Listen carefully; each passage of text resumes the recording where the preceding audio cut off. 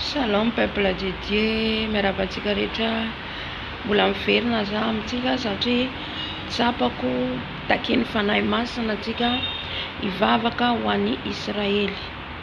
Hivavaka ho an'ny firenen'ny Israely tsika izay ao anatin'ny ady amin'izao fotoana izao tsika hitalao amin'ny Jesosy.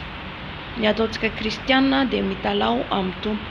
Ka anio maraina azafady amin'ny ray maraina, rapitso amin'ny ray maraina zany hivavaka atsika ato amin'ny chaîne YouTube raiso ny borikinao hivavaka atsika ho an'ny Israely satria Israely no atsika kristiana, tsy hoe tsika manohitra, tsy hoe tsika momba ny atsina momba ny aritsy zay fa izy aloha dia fatatsika zany araka ny Baiboly Andriamanitry ny Israely ka dia tsika zany nivavaka ho an'ny firenen'ny Israely zay ao anatin'ny ady amin'izao fotoana izao. Amen. Zay zany ny hafatra tiako apita amintsika rehetra zay atao amin'ny chaîne YouTube.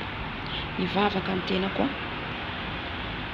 Halleluja. Jesosy malalo, Tompo misaotra anao nampatsiahy fanahy masina nitondrany ambavaka ny firenen'ny Israely satria anao tokoa ny Andriamanitra Israely Tompo malalo.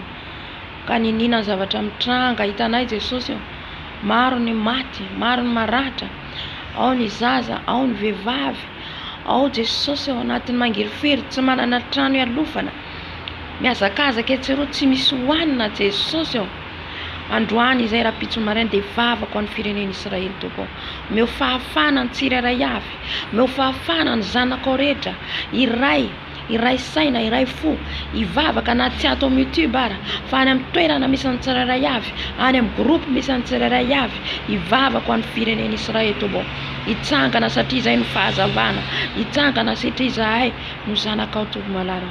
Ka dia misaotra indrindra Tompo, misaotra Jesosy fa napitako ny hafatrao, napitako mba samy andray anjara izay tondra ny birikinay eo aminao Jesosy ho an'ny firenen'ny hafa.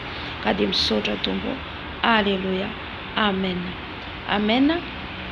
Dia ao anatin'izay tsika tsy ny Israely ihany koa fa mety misy koa ao anatin'izay hoentsika mbavaka dia ny firenentsika raha teo koa satria ao anatin'ny tsy filaminana koa ny firenentsika.